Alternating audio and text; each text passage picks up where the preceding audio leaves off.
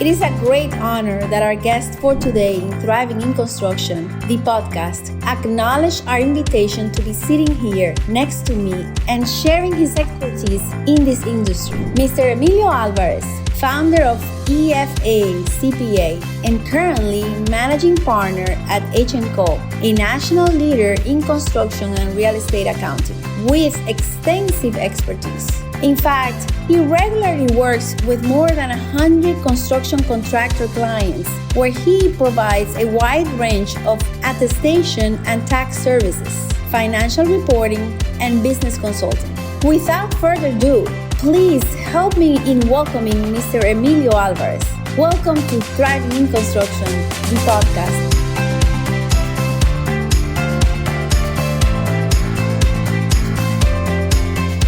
Good afternoon. Thank you for allowing us to share some knowledge and experience. And Emilio, welcome to Thriving in Construction, the podcast. Thank you so much for being here and your patience. People don't know really what happened That's before okay. we're That's okay. It happens. Listen, can you tell our audience more about you, your experience, how you started in this industry? You are a wealth of knowledge in the construction space, but more specifically in the accounting space. You've seen so much. I'm so excited. I'm very blessed to have you here. And I actually feel super honored because I respect you so much. Thank you, Patricia. Thank you for inviting me to be part of this Thriving in Construction podcast. As you said, I'm Emilio Alvarez. I'm a practicing CPA, and my practice started in 1974, which gives you an idea of how old I am. I used to work for a national CPA firm, and I decided to go on my own with no clients. And by coincidence,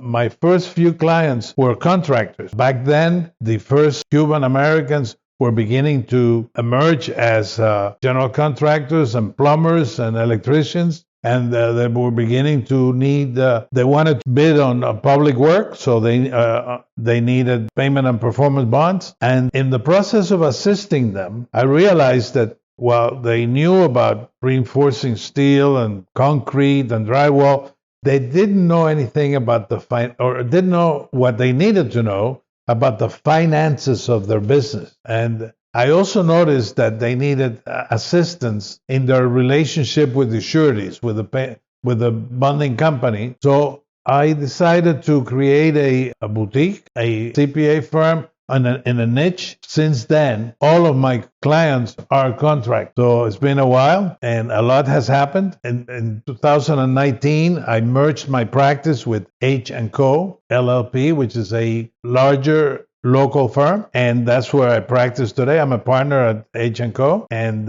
our clients, we have a high concentration of construction clients. So I consider myself part of the construction industry. I would say that you are. We've been able to collaborate, and I can tell you definitely are a wealth of knowledge and very passionate about this industry. Let me ask you something. When you saw these plumbers and these electricians, and I'm sure you helped a lot of companies grow, and you have also seen a lot of companies fail. What three things should a new plumber or a new electrician that decides to start a business, a construction entity, because they're very good, technically speaking, at what they do, what three things should they keep in mind as they go along in order to be successful in the way, we understand, so financially? Well, the answer to that question would be somewhat philosophical in part and then practical in another part. I think that you need to have the conviction that you're going to make it. You have to be totally committed with the conviction that you're going to make it, and be willing to do whatever you have to do, whatever sacrifice you have to make.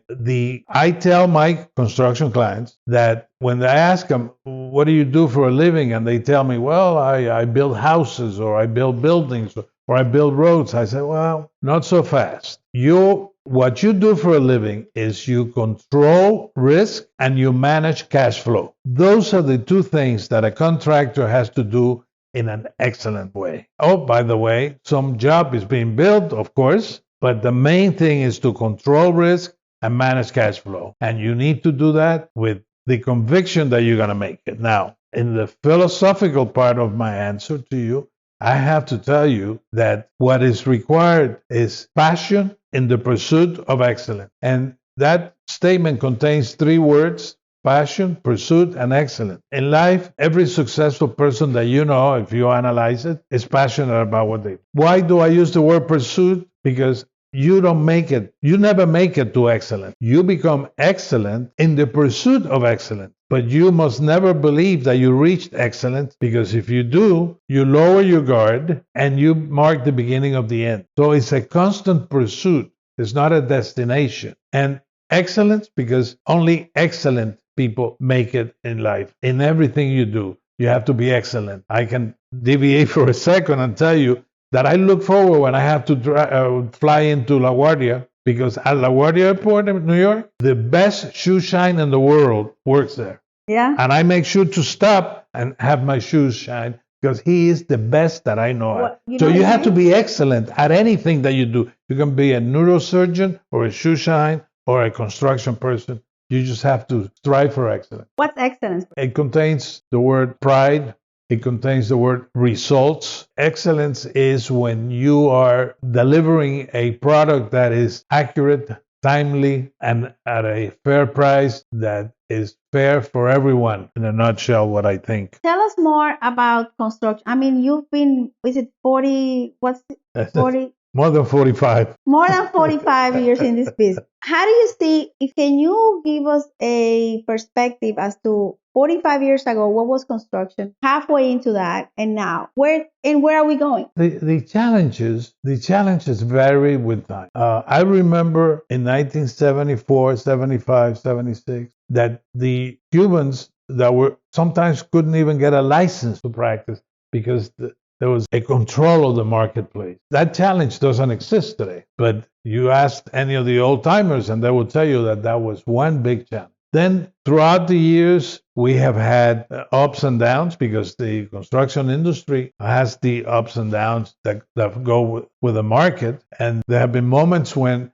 I remember a time when during the Jimmy Carter administration that the prime went to 20. Try to picture, live through that, but try to picture the economy and try to picture you doing business where prime is at 20%. And that was a challenge.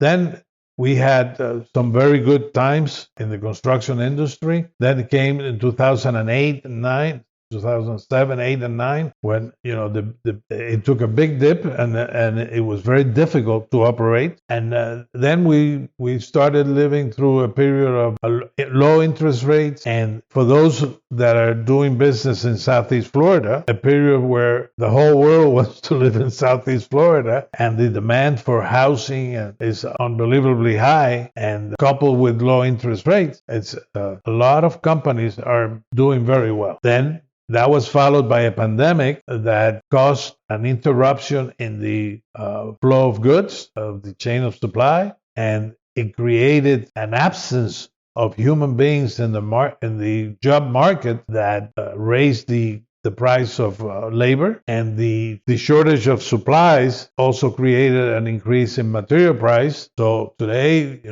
we find some companies that are tied to a lump sum contract, while the price of the material and labor keeps escalating, and those are very difficult situations. Those are challenges. Yeah. We work with our clients trying to help them think through and see how those things can be minimized or controlled in some way. I think that there's going to be a change in the way contracts read. It is not sustainable for developers or governmental units or owners in general to aspire to business as usual while the general contractor and the subcontractors are having runaway costs. So that's going to require some serious changes in the way we write contracts. Yeah. And well, some entities are more reasonable than others. Example, in the pandemic, we had government contracts, federal contracts, and we had local government contracts. The federal government was very quick at sending an amendment. You didn't even have to claim for it, where they said, there's a pandemic. We realize this is not business as usual. And as long as you document, we know our business, documentation is important. As long as you document and you can prove a delay, submit it, will compensate, right? Where there's local government here I had projects where people got sick, not necessarily even on me, but other people, right? And there's projects that in that entity had people that died and they expected business as usual. So the question is, it is all about your partner, right? And your client is your partner. But you say, how do you change a contract as it goes? It becomes very difficult in a situation like that to manage cost, manage risk, manage cash flow. Because you can have a delay, an extended amount of delay. And we went through this in COVID. And now you have to, there's a delay. This client doesn't admit that there's a delay that has impacted you. They don't want to pay you. They don't want to compensate you. And now you have to finish the job, manage cash flow, pay your people. It becomes really counterproductive and stressful. I agree. And, I realize that there are good owners that understand the federal government as a rule is a good owner. But in general, my view as from the outside is that trillions of dollars of business in construction nationally get performed based on what I call trickle-down pressure. And that trickle-down pressure starts with the owner putting pressure on the GC putting pressure on the sub putting pressure on both the sub and the material man. And I believe that in its most severe fashion, way or manner, it is not sustainable. I agree. So, and you know what? Let me go further. And I might be deviating a little bit of our topic, but yes, we are. I don't. But you and I always deviate. But we always deviate.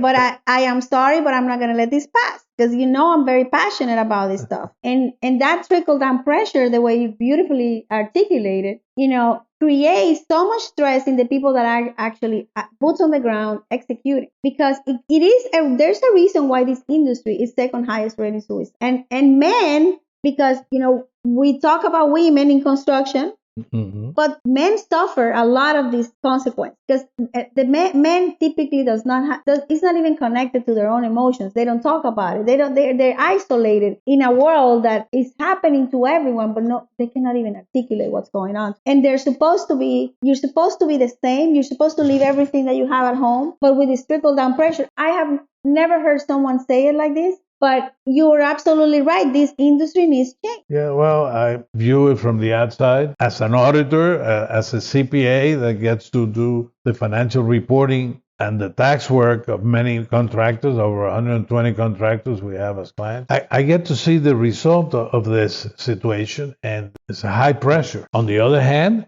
it is also an industry that is full of wonderful opportunities. And I don't want my previous statement to deviate from the fact that this is a great industry that has made many people very comfortable financially, and continues to provide excellent opportunities of work and self-realization, and in some cases equity to many people. I think that this is an industry that is the second largest employer in the country, the second largest contributor to the gross national product. It's a very large industry, and one that is not going to be replaced, because there's only one way to build a road or build a building. You and I have spoken before about some industries or lines of work that are going to be replaced by technology, and technology is a big issue today in construction, but not to replace it, but to enhance. So I encourage anybody that wants to take a hard look at it, because it can be a wonderful experience. We are blessed with training programs. Both ABC and AGC have training programs that, apprenticeship programs. FIU has a wonderful construction management program in the School of Engineering. University of Miami has a master's degree in construction management in the School of Architecture. These are all things that we can take advantage of. Of course, and there's a lot of opportunity. Yes. And it's a teachable industry. I believe a lot of what we do in our industry, whether it is in the administrative side of it or in the management side of it or in the field, it's teachable. I've seen a lot of people that they don't even graduate from a career in construction that become business owners. It can be a trade. We feel pride when our children go to college and graduate with a college degree. But I'll tell you, some trades are as good as any college degree. Absolutely. I may be saying something that some people are alarmed at me saying that, but to hear me say that, but not everybody has to be a college graduate. I can introduce you to some very financially comfortable human beings that started by being very good at their trade. I want to go back to what you were saying that contractually we need to make some changes. What would be the changes that you would make? Well, I think that unless there's a major change in what's happening to fuel cost, material availability, labor availability, unless there's a very important change going back to what it was, I think that it is. I don't know how an entity commits to a 2.5, 3 year 75-story building on a lump sum contract. How is that doable? And I understand, and I have discussions with my clients about hedging, and or maybe the way it's financed provides for some funds up front to secure the materials. There are ways of handling it. I'm not saying that it's not doable. I'm saying it's going to be different. Going to look different, and maybe this is not the venue to go into details on that, because I do want to talk about women in construction with you, and I know that you want to talk to me about that too, and I have some definite opinions about that. I want to talk a little bit about corporate culture as well. I know that you're a spiritual human being, and that's why you're such a treasure to have as a friend. So those are things that I would like to touch on with. So let's talk about what makes a construction company or any company successful in terms of culture. And you're going to talk about culture, people. Absolutely. And if you could wrap that around the construction environment, and there's with the understanding that finding people is a challenge. So what can we do where we are today to, as far as culture and people, and let's discuss that, because then I want to go into 3 things that are important for in terms of managing cost and managing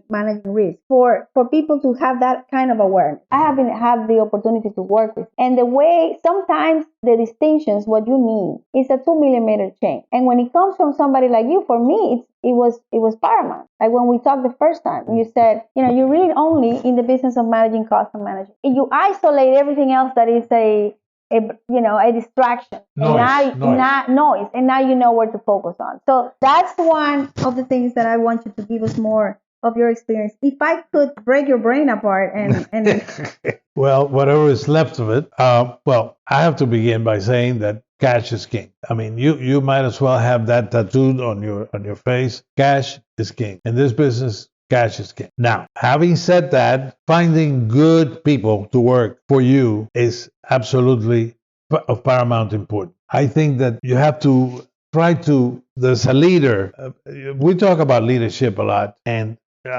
personally, I like to be surrounded by leaders and people that are way more intelligent than me, and then I just proceed to do what they tell me to do. That's my idea of having good employees. I believe that in the process of hiring, there's a moment at the moment of hiring that determines everything. You have to train yourself to identify the leaders. I believe the leaders are born. I don't believe they're made. A leader is born. You can tell that a lion is a leader from the moment he's born. He or she is born. It's an innate gift that causes them to get more done with a gesture than with a long speech. I'm not into long speeches.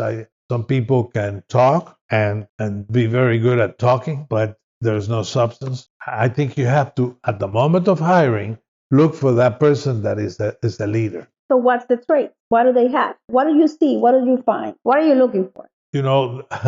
There was a member of the Supreme Court at the end of last century, the beginning of this century, that was asked to, the Supreme Court was dealing with the subject of pornography. And he said, I don't know how to describe pornography, but I know it when I see it. That famous saying comes, I know it when I see it. And I don't know how to describe a leader, but I know it when I see it. It's a person that has a way of behaving that is unique. And I personally have trained myself to identify them, but I have I fail horribly To when I try to articulate. describe it. You have an unconscious competence on how to identify a leader, but you haven't found a way to get it out of your brain. No, can't put it in words. But we'll leave that for later. All right, but I'll tell you, in the order of importance, we talked on corporate culture before. That's incredibly important. You know,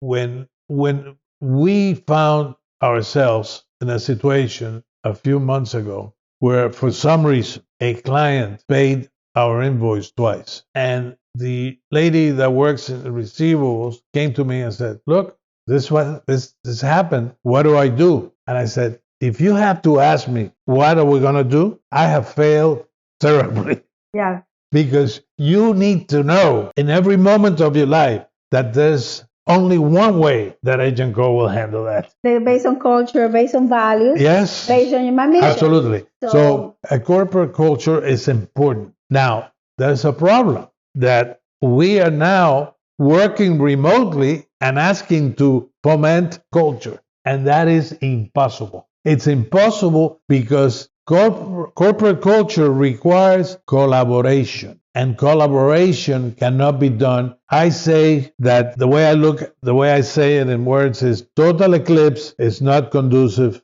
to the creation of corporate culture. So it is what we have lived, right? And it does, I don't know if we're going to go back to the way business started. It's one of the reasons why it's hard for retention of people. Some people want to.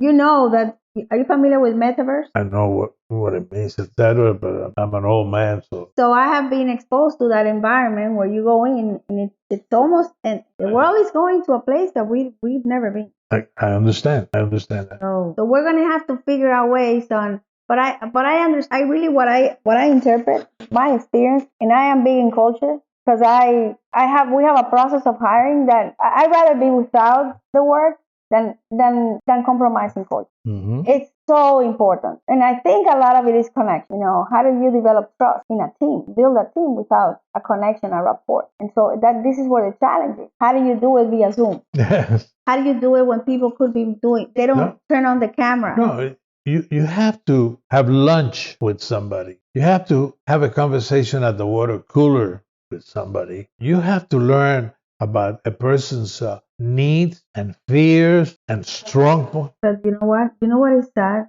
So why do you think it's nearly impossible to build culture in a virtual environment? Because I believe in the human touch. I believe that, well, listen, we're auditors, and we find that we cannot audit remotely. Part of the audit process requires that you look at somebody in the eyes and ask some specific hard question. And it's very difficult to do it through a machine. The same way with creating relationships. I don't know, would you marry somebody that you only know through the internet? Would you make somebody a vice president with whom you have never had you don't know the maiden name, his mother's maiden name, or where he met his wife, or how many kids he has, and where do they go to school, and you have to have a personal touch. Now, I realize that some days need to be remote. In my office, we have a system called TWT where you can work remotely either Tuesday or Wednesday or Thursday, not Friday, not Monday, because trying to see if that works. A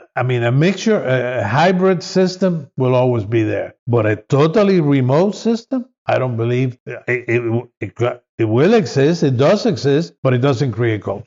It's about connection. Everything that you talk about, to me, it brings to mind the word connection. It's very difficult to connect.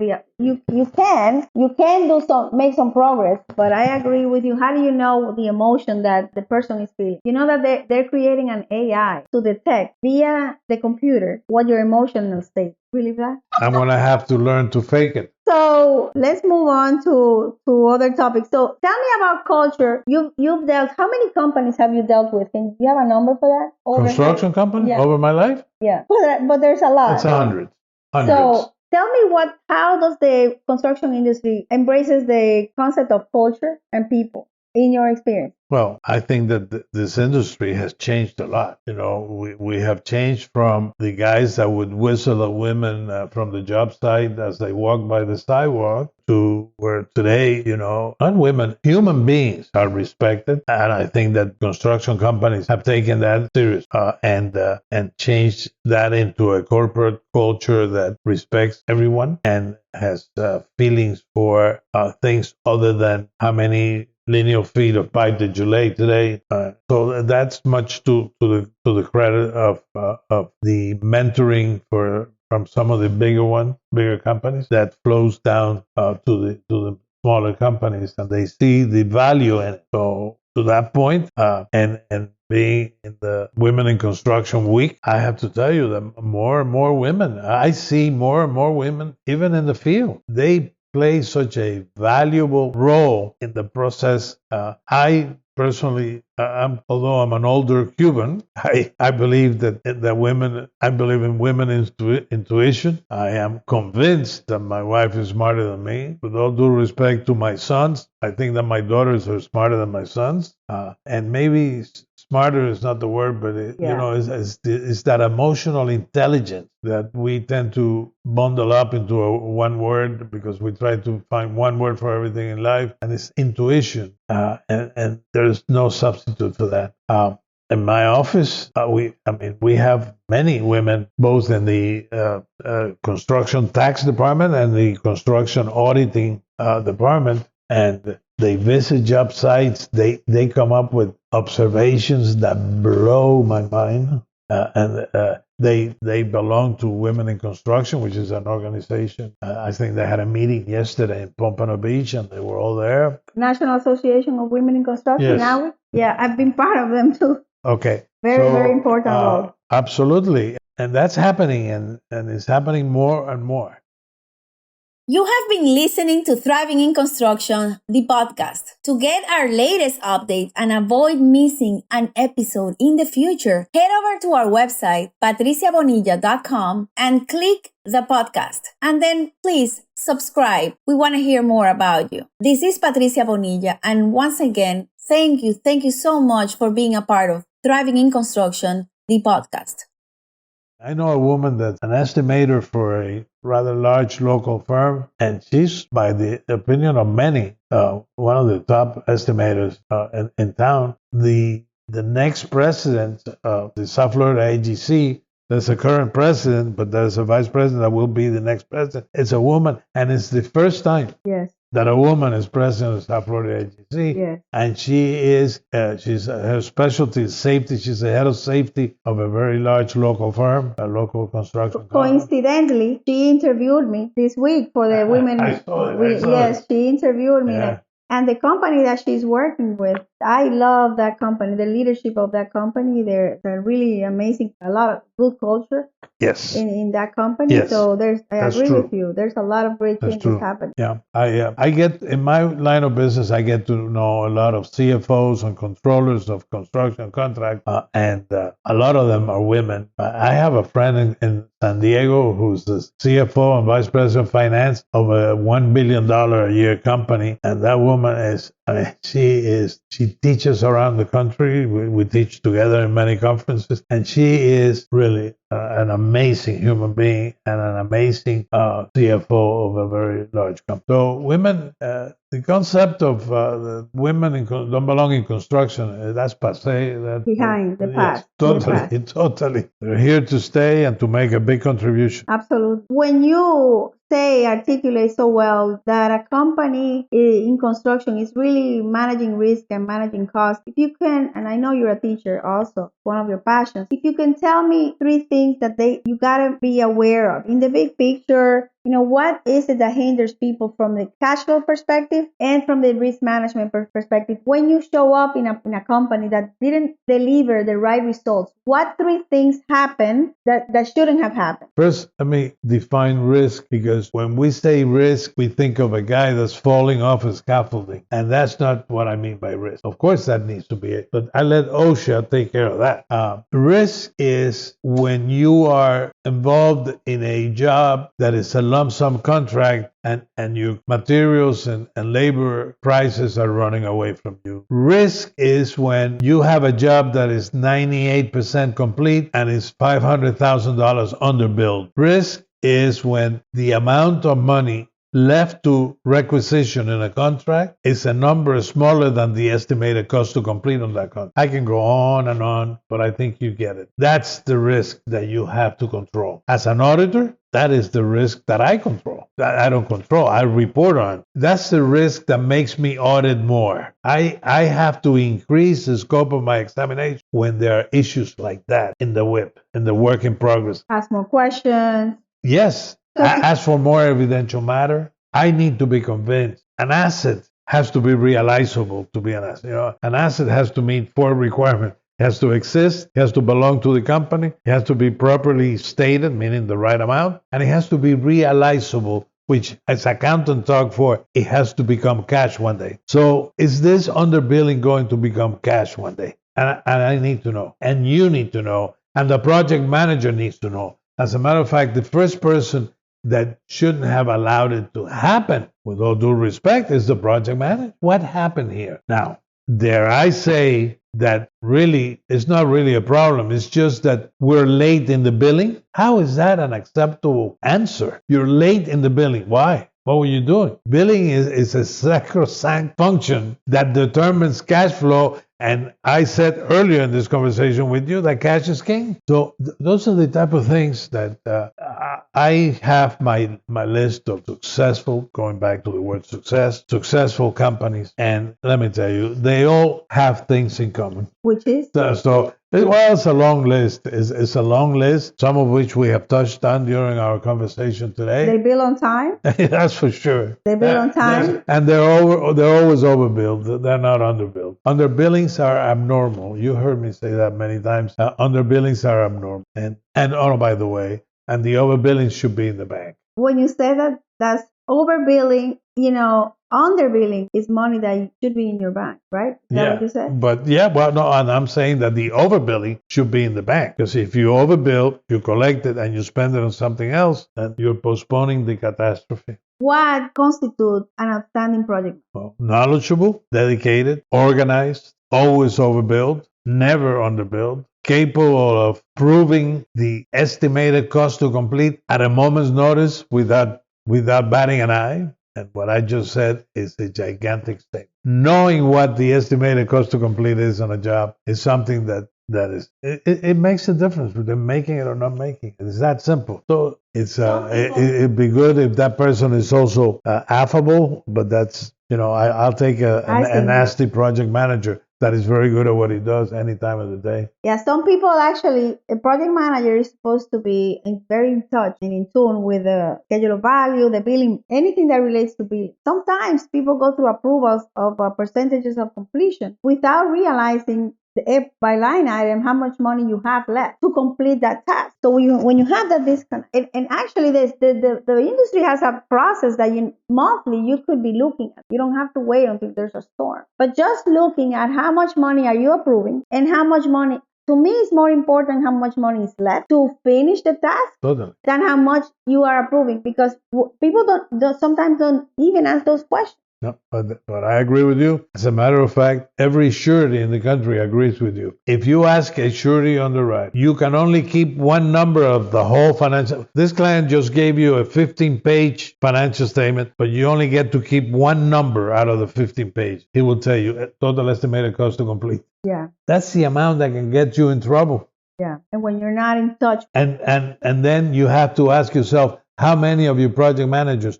know their estimated cost to complete on every contract all the time? And we can talk about this forever. Yes. This is, and obviously I, as a business owner, have pain around this too, because you can, you hire people and it's how do you get people to be in a journey for me as well? Because all the controls around have to be around that number. I agree with that. But we don't want this conversation to scare young people from not going into construction. And I don't think so. I think young people, this is what I believe about young people. I believe young people are passionate about making an impact. I believe young people are passionate about finding a problem and looking for a solution in a very innovative way.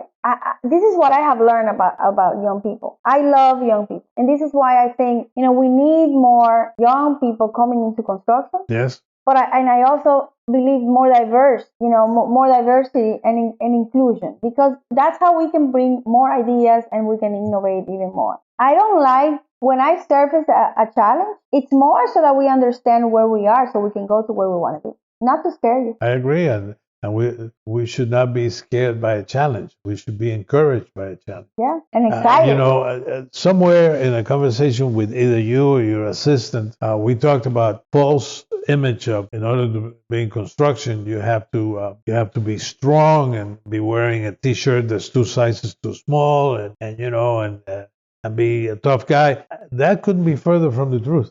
I agree. The brainy stuff that gets big buildings built and fantastic bridges built, that requires brain, not muscle. With the new technology and machinery, the muscle part is occasionally needed, but it's not the number one requirement. And you don't have to be different. I mean, as a woman, I saw women that change who they really are, or their appearance, the way they look, the way they talk. Not allow even to me, one of my biggest traits, besides my brain, because, you have to have it, I guess, is the kindness that as a woman I can portray. Just being able to smile, just smiling has allowed me to solve so many problems. Just a smile. And yes. I can smile. To me, is one of the things I came here to this country when I was in my 20s, and I worked in very controversial projects, really big projects, and I could not believe people don't smile here. To me, that was like, and when there was a challenge, they would call me to talk to a sub or something, just a smiling. Or when I came up with a schedule that is a crazy schedule, I'm going to finish a project that is a phase job in 5 months ahead. Are you crazy? You can't do it because you have these constraints and blah, blah, blah. Listen, just touching the human touch that you talked about, smiling and really communicating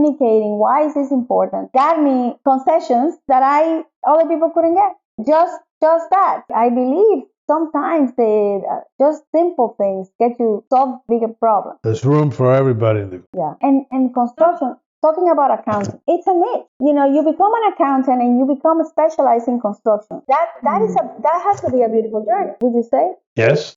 For women and men, it doesn't matter. Very good to me. Yeah. It has been very good to me, not only professionally, but as a human being. Some of the friendships that I have made and some of the things that I have learned, I have been inside of a cofferdam in the middle of a lake in New Orleans while my client was replacing the dike that gave during Katrina. I mean, they build a cofferdam, they take out all the water, and you're sitting there and you know that you're at the bottom of the lake, except there's no water. And, I was related through the fact that we were the auditors of the company that developed One Biscayne Tower. This is 1968, 1969. That's when I was born. Thank you very much. And I remember Pavarini Garrett. It was a joint venture between Garrett's, a local firm, and Pavarini from New York. They built One Biscayne Tower. They were pouring a floor a week. That thing is amazing. They were using post-tension wires in 1969, and the building is beautiful. And I used to marvel at what they were doing. And that's when I fell in love. And I've been in love ever since. And that's what it takes to be really good at what you do. Being in love with the industry and with what it takes. So many things have to happen right in order for you to make money. And you know that. Yeah. But there's brilliance in the process, and there's a process of transformation. Yeah. One of my clients just finished that oval building at the Port of Miami that you can see from the MacArthur. Yeah. That is the Norwegian cruise line port. We can say the name. Whatever. I'll invite them. One of my clients just finished. I-10 goes from Jacksonville to San Diego. I-10 goes all across the Panhandle, Alabama, Mississippi, Louisiana. When he gets into Texas, I-10 used to go underneath a state road that went over a bridge over I-10, and they were having problems with some of the big oil rigs that were mount them on a truck, and I wouldn't fit under the bridge. So my client just finished putting I-10 over the state road. They inverted the bridge situation where I-10 is now going over, and I'm at the job site and I'm looking at that, and my God, just think about it. It's impressive. Yeah, it is. Impressive. And I can go on and on with what my clients do, the runways at MIA, and it's a different kind of asphalt because a 747 full of people has to land on it. And I learned those. You work with a lot of large companies, and you also work with smaller companies. Oh, yes, I do. What story can you bring? And you want to know something? I work with large companies that were small. So, not every company is born big. I don't know of any. They start small and they get big by making correct decisions, and paying attention to what they're doing. I can give you many examples of that. You are I want to say a poet. I almost want to say. You probably can write some poetry around construction. With my personal life. I would like for you to share one of your favorite poems because I've heard you. I have been delighted on when you. Yes? I cannot please you on that, but that's okay. Okay. I thank you for asking. Well, what do you mean? I'm not going to. No. Wait a minute. If not, I'm going to have to say it, but I'm not good at it. Just give me a little bit of a piece of some poetry. What really? To be honest with you, I do like poetry, but only in Spanish. Okay. And this is a podcast in English. En English. Pero aquí hay gente que habla español. Cultivo una rosa blanca. Vamos, do it with me. Cultivo una rosa blanca. En julio como en enero. Para el amigo sincero. Que me da su mano franca. Y para el cruel que me arranca. El corazón con que vivo. Cardo ni orugo cultivo. Cultivo una rosa blanca. Who did that? José Martí. Amén. An amazing poet. And it has to do with the fact that for the friend, that's my friend, I grow white roses. But also for the enemy that tears my heart apart, I also harvest roses. So I think that what he meant, you have to be good to everyone, even the people that are doing you harm, because when you allow something to live in your heart that is negative in nature, such as hate, you're the loser. And with that note, I want to thank you. My pleasure. And I want to end this first episode with you, which I know we're going to do more. And I want to leave with that light because this is what we're here for, to love, in my opinion, one another in the process of what we do. It helps. Yes. Thank you. Thank you so much. Thank you. Thank you for listening to Thriving in Construction, the podcast with Patricia Bonilla. If you enjoyed this episode and you would like to help support the podcast, please share it with others and leave a rating or review on Apple Podcast, Spotify, or wherever you get your podcast. If you have any suggestions or any related topics you would like us to tackle in our future episodes, feel free to reach Patricia by sending her a message through the website anchor.fm/thrivinginconstruction or find her on LinkedIn. Thanks again, and we'll see you next week here in Thriving in Construction, the podcast.